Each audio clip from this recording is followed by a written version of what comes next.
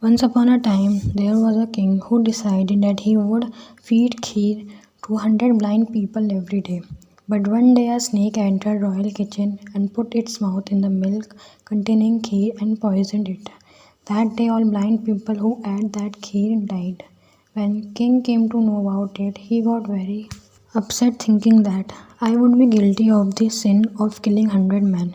In a state of distress, king left his kingdom and went to the forest to live rest of his life devoting to God, so that he could be forgiven for this sin. On his way to forest came a village on the way.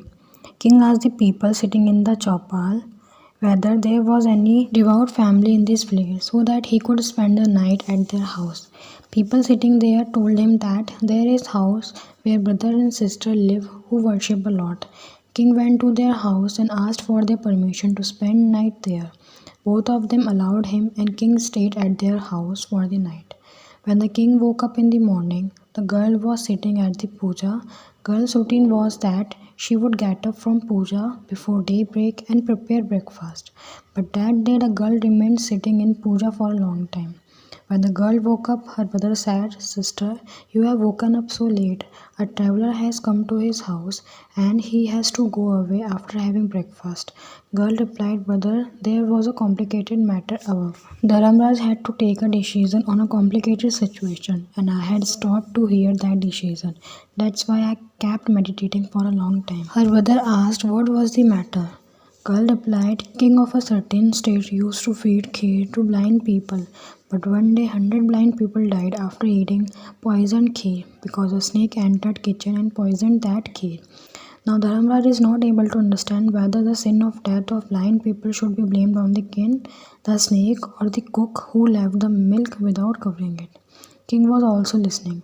After hearing what related to him, King got interested in knowing the result of that matter. So he asked the girl what was the decision then. Girl told that no decision had been taken yet. Hearing this, King asked, Can I stay at your house for one more night? Both the sister and brothers happily agreed to it.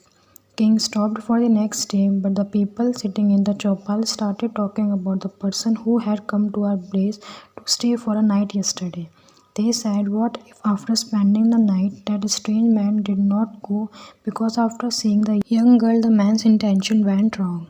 Therefore he stay at the house of that beautiful and young girl or he will run away with that girl. Whole day they kept talking about brother and sister and a strange man who hadn't left even after a night. King was being criticized throughout the day in the chopal. Next morning girl again sat for meditation and woke up as per her routine. So the king asked daughter who was held responsible for the murder of blind people.